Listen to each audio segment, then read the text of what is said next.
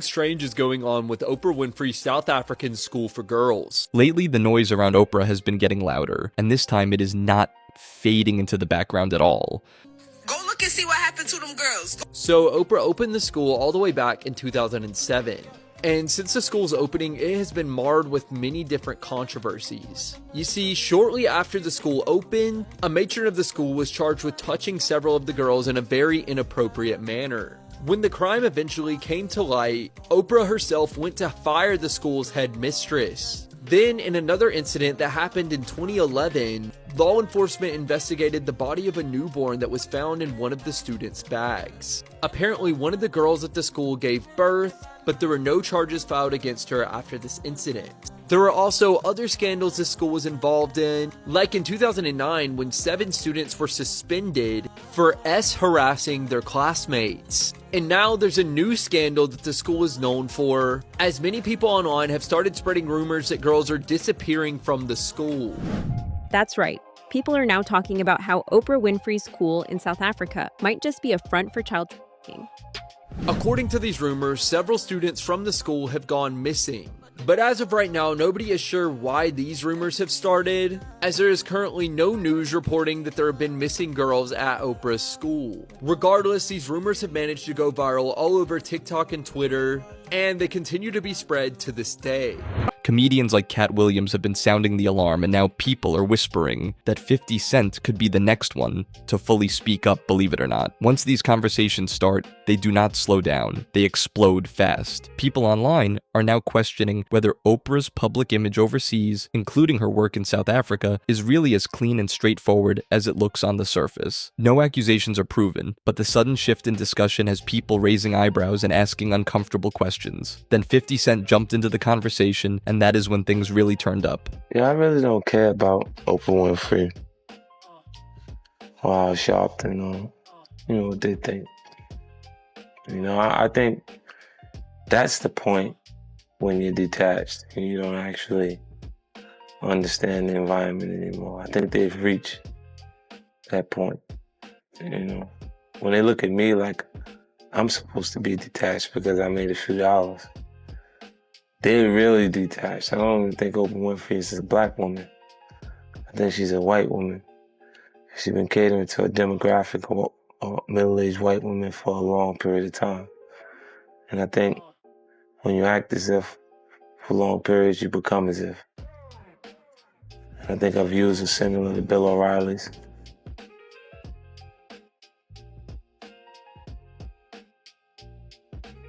I'm not sure what direction leaders should actually be focusing on.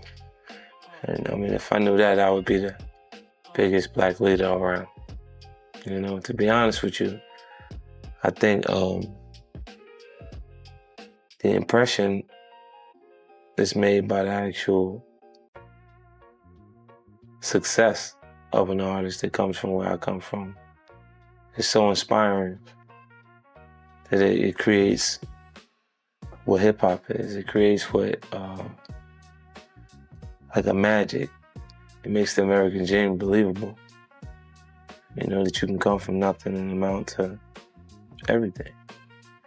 The imaginations. According to him and others, Oprah has a long history of quietly blocking or damaging the careers of certain black entertainers while always protecting her own powerful position. 50 has pointed to multiple public moments to show this was not random at all. To understand why he feels so strongly, you have to rewind to the beginning of his rise. When his career was taking off, he wanted to sit down with Oprah for an interview. The goal was simple: show growth, explain his journey, and prove he was more than his past. But Oprah reportedly shut it down fast. She did not like his music, did not like his image, and did not want him anywhere near her platform. 50 did not brush that off quietly. He openly criticized her, saying her audience did not represent people like him or his fans. He claimed she spoke to a completely different crowd and rejected everything his music stood for. Instead of backing down, he leaned into the tension. For him, conflict worked better than silence. Eventually, the interview did happen, but not because Oprah wanted it. Industry pressure and ratings made avoiding it impossible, and that was just the beginning. Out like 12 o'clock in the afternoon, May 24th. She was bent over, actually planting flowers in the garden, and I walked over here to sit in the actual vehicle that my friend was waiting for me in, and the car pulled up on the side of us. a guy got out the passenger seat of that car, came around behind it, and through the actual car. What does it feel like to be is it a physical feeling? Yeah, it doesn't hurt as much as people imagine it hurts because of your adrenaline and how the shock of what's actually going on. It hurts after. Did you feel the first one or the ninth one? I don't even know. I didn't know my legs were broke. Really? When I tried to get out the car at the hospital, both of my legs were broke. Like I broke in 3 places on this side and then... Where were you? In my hands, my legs several times, like 5 times in my hands and then in my legs and then in my face. Other artists started sharing similar stories. Ludacris said when he appeared on Oprah's show to promote a movie, the focus suddenly shifted from the film to judging his music instead. He later said parts of what he said were edited out, making him look quiet and unsure when he had actually spoken up clearly. To him, it felt like he was used as an example instead of being treated fairly. Then came Dave Chappelle, and that situation raised even more eyebrows. After walking away from a massive comedy deal, Dave went on Oprah's show to explain his decision. Have you made it to Oprah yet? Have I made it to Oprah? I've been on Oprah a long time ago. Okay, so I haven't made it back, but I was on there one time. I'll tell you. How did it go? You know what? You talking about the first time I was on The first time he was You on didn't Oprah. see it? No, I missed this You one. didn't hear about it? Is this the one about the N-word? This was about the movie. I do remember. Yeah. She cut you off.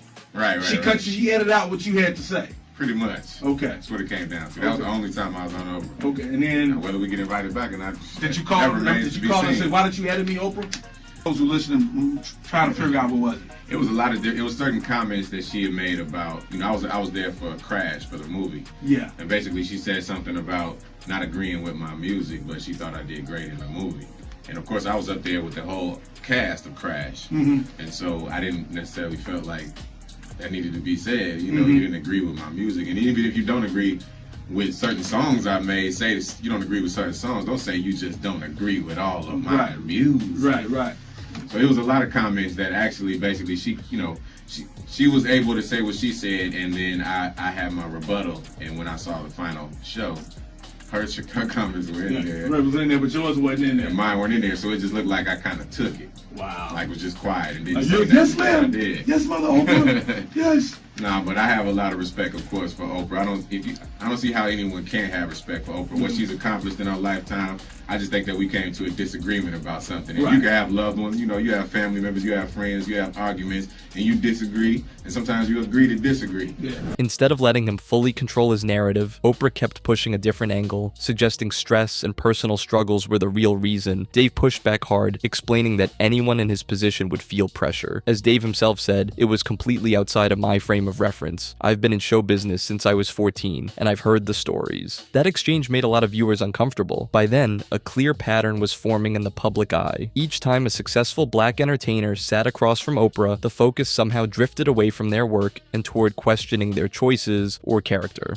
It was completely outside of my frame of reference. I've been in show business since I was 14, and I've heard the stories of what happens, and I've seen these kinds of things play out in front of me. Okay. When you say you heard the stories, what do you mean? What stories? I mean, you see it before. Look, Mariah Carey made a $100 million deal, and 3 months later, she's all of a sudden mysteriously crazy. Or Martin Lawrence punches through, and he's waving a gun on the street screaming, "They're trying to kill me." Yeah, we hear those stories. And it always happens around the time in their career where it seems as though they're crossing over the next plateau. Yeah. Would you say you lost your mind, sort of? No. No. Not exactly. Okay. I wasn't crazy, but it's incredibly stressful. Yeah. And I felt like in a lot of instances, I was deliberately being put through stress. Watch how Prince responded to Oprah calling him weird on TV, and what he said to Oprah in the end really made me think. Can you, go to the mall? Last time I went to the mall, I took about 400 people out with me, so I don't do that much. Really? Do you do, what we would perceive to be normal, everyday stuff? Are you always this pretty? I know you must perceive yourself as being different, but have you ever perceived yourself as being weird in any way? Yeah. Yeah. I understand everything's relative, not weird to me. Yeah, and you're living in Minneapolis, of all places. Minneapolis, yeah. I will always live in Minneapolis. You will always live here? Why? It's so cold, it keeps the bad people out. I believe that. Critics say this helped protect Oprah's image with her audience while quietly hurting others, and people still remember the moment she tried calling Prince weird to his face, only for Prince to clap back instantly and shut it down hard. As these clips started resurfacing, people began watching them again with fresh eyes, and the reactions hit different this time. Moments that once passed as tough interviews are now being viewed by some as carefully staged setups meant to control the narrative. That is exactly why Katt Williams' warnings landed so hard. You probably wonder, why do white people pay so much attention to black people if they don't like them? You would think if you didn't like something, why would you be paying attention to it? I don't pay attention to things I don't like. What's the answer? The answer is the liar knows what lie he told. You see what I'm saying? So even if I made it deceitful and I made you think that the answer's over here, but the answer is really over here, I'm still gonna be looking over here. Me, the one that tricked, because I know this is the right answer. Black people have lost their identity, but our oppressors have not lost our identity. He did not just call out individuals, he pointed at the system itself. According to him, the industry is designed to lift a select few while quietly shutting the door on everyone else. And many online believe that if 50 Cent decides to fully unload everything he claims to know, this situation might only be warming up. The tension surrounding Oprah did not stop with rappers and comedians either. Actresses began speaking out, and that is when things shifted from awkward interviews to real industry power struggles. Taraji P. Henson stunned a lot of people when she opened up about being underpaid for major projects, including a high-profile film connected to Oprah. Later, during an interview with Oprah's close friend Gayle King, Taraji became emotional and admitted she had even thought about walking away from acting altogether. By the time the agency get their cut and what you see they were supposed to get is a fraction of that. Where do you come down on that, Katt? It was the saddest thing ever, because imagine being in your genre, in your sub-niche, whatever it is. Imagine being in your lane. Imagine being one of the very top of your lane. That to the point where if they don't take you for the role, there's not 3 black actresses that they can say are bigger than you that we're gonna give this to. Imagine you being at that point and have to humble yourself and say, they're not paying me, y'all. And they not making my pay go up because I'm doing better or nothing. It don't matter to them that I'm famous and people know me or nothing. They want to pay me exactly what they paying the new girl. And I've been suffering under it for a decade now and just taking it. I just been getting whooped. But I just gotta come say, this is wrong. We should be ashamed. But this is a country where we don't pay the teachers and then we say the kids is the most important thing. You can't have both of them. If you do that, we're gonna end up with a generation that can't read. Guess what? Generation Z and A can't read. Why? Because who was giving them a book? We gave them an iPad or a phone, and now the letters don't mean there's no cursive writing. Right. Sorry about that. So yeah, this is what period of time it's in. It's the period where the victims get to say, they've been hurting me for a long time. And I just ain't said nothing because I was trying to be strong and I didn't want to shame anybody. When our people call out for help, we gotta understand. You know what I mean? Like we put too much pressure on Tyler Perry. Mm-hmm. You know what I mean? He ain't put nobody on. The people that been in his productions, they not famous. All of them could walk through the mall without security. That moment instantly reminded people of Monique. She has been speaking out for years about her own experience, claiming she was pushed out of opportunities after refusing to do unpaid promotion for a film she was barely compensated for. According to her, standing her ground earned her a difficult label while others stayed quiet. 50 Cent publicly backed her up, praising her talent and calling out powerful figures for apologies. He even said he wanted to help bring her career back into the spotlight. So the big question started circulating fast. Could 50 be helping revive her career as part of a larger documentary aimed at exposing Oprah? That idea might sound wild. Monique, why is she canceled? And then I know Tyler wouldn't support that. He never told nobody not to work with her. When I talked to him, he was like, nah, I never told no one not to work with her. And I said, but you Tyler Perry, and you never told anyone to work with her. Wow. You know what I'm saying? And he was like, I never looked at it like that. Because I said you just got to consider how strong your influence is at that point. But many say it is not impossible. Then there is Oprah's long list of Hollywood connections. 50 has pointed out her past closeness with figures who later became controversial, raising questions about how much she really knew and when. Oprah has said she was unaware of any wrongdoing, but critics argue her proximity to power makes that hard for some to accept. They believe she benefited from the same system that hurt others, even if she now distances herself from it. So Rose McGowan has put Oprah on blast. He seemingly suggested in the caption that Oprah knew the Hollywood producer was mistreating women. He took hold of me and stood me in front of the mirror. And he's like touching me, rubbing me, and he's like, just relax. And if we make this just about Harvey Weinstein, then we will have lost this moment.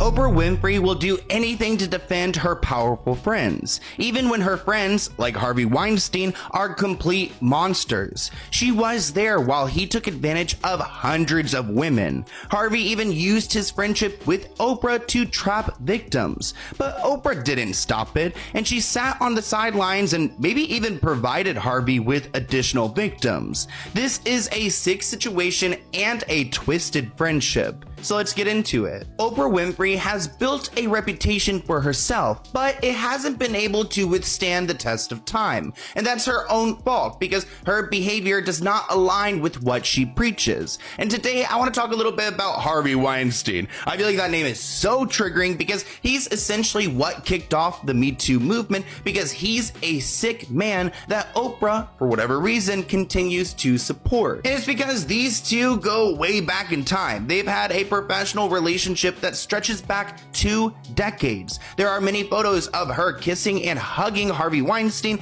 at ceremonies and events. At this point, the line between fact, accusation, and rumor feels blurry. What is clear is that public trust has taken a hit. People are digging through old interviews, old friendships, and old decisions, asking whether some success came at the cost of others being pushed aside. If 50 Cent follows through on what he has been hinting at, Oprah could be facing the biggest challenge to her public image yet. Until then, the warnings remain, the clips keep spreading, and the conversation refuses to slow down. What do you think? Could there be more celebrities involved in this than we know? Drop your thoughts in the comments, and don't forget to like, share, and subscribe so you don't miss what happens next.